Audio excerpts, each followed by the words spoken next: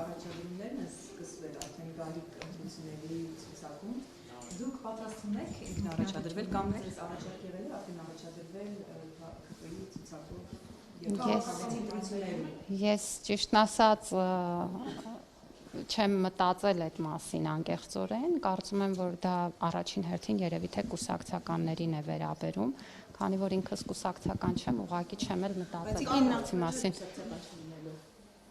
Ես ուղղակի չեմ մտածել այդ հարցին, անկեղծ ասած, այս պահին զբաղվում եմ այն գործով, որով զբաղվում եմ։ Տիկին նախարար վաղ շաբաթի թիվ 1 դպրոցի տնօրենը նաև ազատվեց պաշտոնից, նշված էր, որ նա քաղաքական զսպվածություն չի ցուցաբերել, որից հետո ուսուցիչները ձեզ դիմում ներկայացրեցին, պատասխանել էին կրթության բաժնից, որ կուսումնասիրեն եւ արդյունքների մասին կհայտնեն ուսուցիչներին։ Այս պահին ուսումնասիրել եք։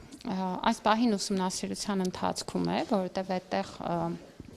նաև լրացուցիչ տվյալներ են վերցրել մարզպետի աշխատակազմից, բնականաբար գրավոր, որպեսզի ամբողջական տեղեկատվություն ունենան։ Քաղաքացիները այո այցելել էին նախարարություն, հանձնել էին իրենց դիմում, մենք պատշաճ ժամկետներում կպատասխանենք բնականաբար։ Նախարար, կառավարության մի 2 նիստ առաջ Վայոց ձորի մարզի դպրոցներից մեկը լուծարվեց եւ միացվեց մեկ այլ գյուղի դպրոցի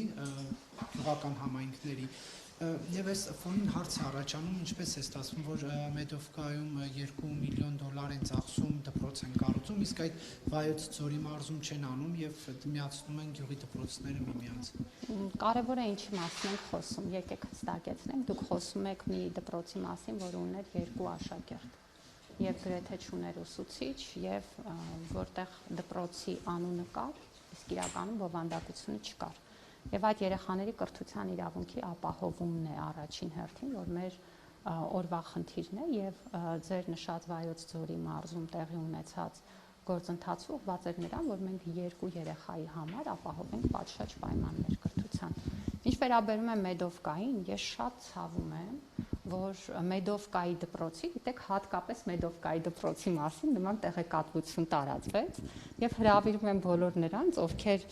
մի վարքյան անգամ կարող են կասկածել, արդյոք պետք է սարքել Մեդովկայի դպրոցը թե չէ, գնալ եւ տեսնել այդ դպրոցը։ Ես այդ դպրոցում եղել եմ, ես տեսել եմ այդ երեխաներին, իդեպ 64 երեխաներ են այնտեղ սովորում եւ դեռ նախակրթարան պիտի բացվի, որտեղ ավելի շատ երեխաներ կգան։ Աղջիկների թիմ ունեն ֆուտբոլային, որը շատ մեծ ակտիվությամբ տարբեր մրցաշարերի է մասնակցում եւ որ դուք տեսնեք ինչպես են իրենց դպրոցը փայփայում, ինչպես են ամեն օրվա ամեն ժամ այնտեղ վայելում, կարծում եմ մնացած խոսակցությունները ուղղակի ամոթ է, անհարմար է, որ մենք խոսում ենք 64 երեխայի համար դպրոցական շենք ունենանք թե չունենանք։ Պետք է ունենանք բոլոր այն տեղերում, որտեղ տեսնում ենք, որ բնակավայրի զարգացումը, տրամաբանությունը, աշխարհագրական դիրքը դա է հուշում։ Եվ մենք այս պահին էլ կառուցում ենք, ես ներկայացնում եի տվյալները, եւ մինչեւ մյուս տարվա վերջ ունենալու ենք ավելի քան 300 դպրոցներ մեր երեխաների համար։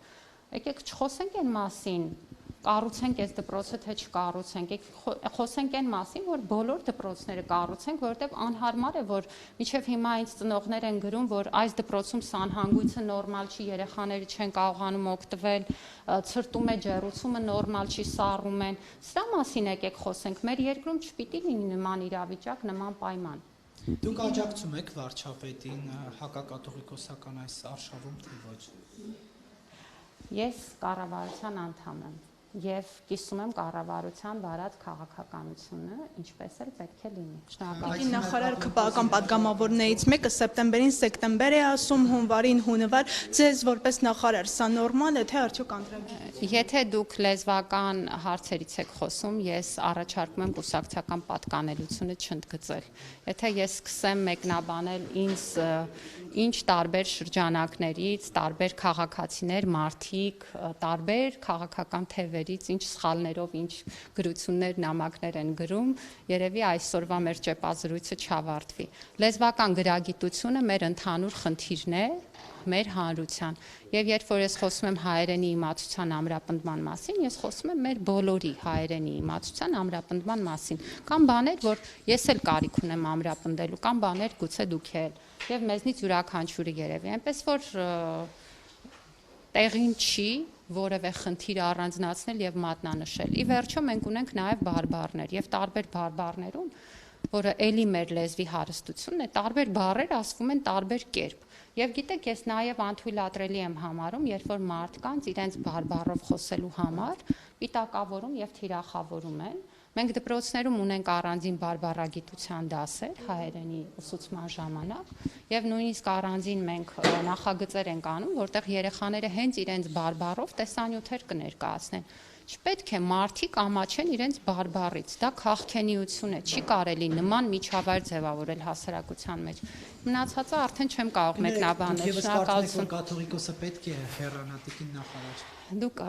ինձ ոնց որ այս մասին արդեն հարցրել եք, իմ դիրքորոշումը չի փոխվել։ Ես գտնում եմ, որ մեր եկեղեցին ունի բազմաթիվ խնդիրներ, շատ կարևորում եմ, որ հոգևոր կյանքը լինի այնպիսին, ինչպիսին պիտի լինի,